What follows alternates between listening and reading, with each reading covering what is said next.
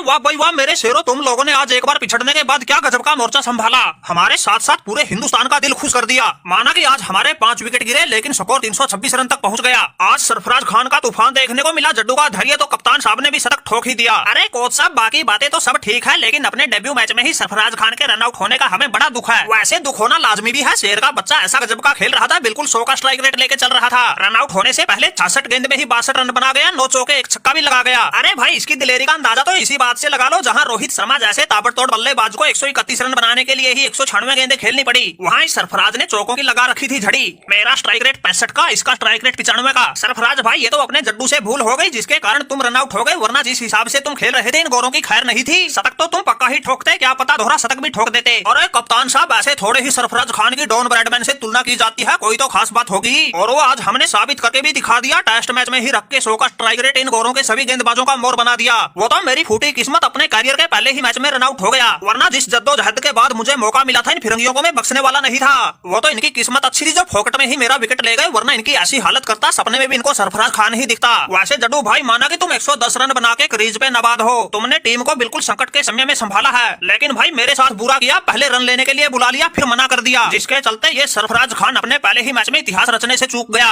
अरे सरफराज खान भाई, हम तुम्हारे गुनाहगार, तुमने तो हमें बिल्कुल अपना कर्जदार बना दिया। तुम यार इतना अच्छा खेल रहे थे, बिल्कुल भी प्रेशर नहीं झेल रहे थे, तुम्हारे इस रन आउट का हमें भी बड़ा दुख है। लेकिन सरफराज भाई, सच मानो जड्डू ने तुम्हें जानबूझकर रन आउट नहीं करवाया। अरे भाई, माना कि मैंने ही तुम्हें रन लेने के लिए बुलाया था, लेकिन भाई जैसे ही गेंद की तरफ देखा, गेंद को तो इनके उस मार्क वुड के हाथों में पाया था, इसलिए तुम्हें अपनी क्रीज में वापस जाने को कहा। लेकिन भाई सही बताएं तो तुम्हारी किस्मत तो 2 लाठी आगे चल रही थी। जब तक तुम मुड़ के क्रीज में जाने की कोशिश करते, उस मार्क वुड ने डायरेक्ट थ्रो मार दी और मेरे दिलेर साथी सरफराज खान को रन आउट होकर वापस पवेलियन जाना पड़ा। सरफराज भाई, हमें माफ कर दो, ये सब गलतफहमी में हुआ है। अरे जड्डू यार, कैसी बातें करते हो, इसमें माफी वाली बताओ कौन सी बात आ गई। ये तो हमें भी पता है ये सब अनजाने में हुआ है, लेकिन भाई इस भूल की वजह से हमारी तो मन की मन में ही रह गई। वरना भाई जितने चौके तुमने 110 रन में लगाए थे, इतने तो मैंने 62 रन में ही लगा दिए थे और इन फिरंगी गेंदबाजों को दिन में ही तारे दिखा दिए थे। चलो अब छोड़ो पिछली बातों को, हुआ जो हुआ। वैसे हम तो इतिहास रचने से चूक गए, लेकिन तुम कल दोहरा शतक जरूर ठोकना। अरे हाँ भाई जड्डू, सरफराज भाई बिल्कुल ठीक कह रहे हैं, कल तुम लंबी पारी खेलना और इस रोहित शर्मा के टॉस जीत के बल्लेबाजी करने के निर्णय को सही साबित करना। वो तो शुक्र है हम सबने मिलकर जैसे तैसे करके पारी को संभाल लिया, वरना जायसवाल और गिल के भरोसे तो लंका लग गई थी।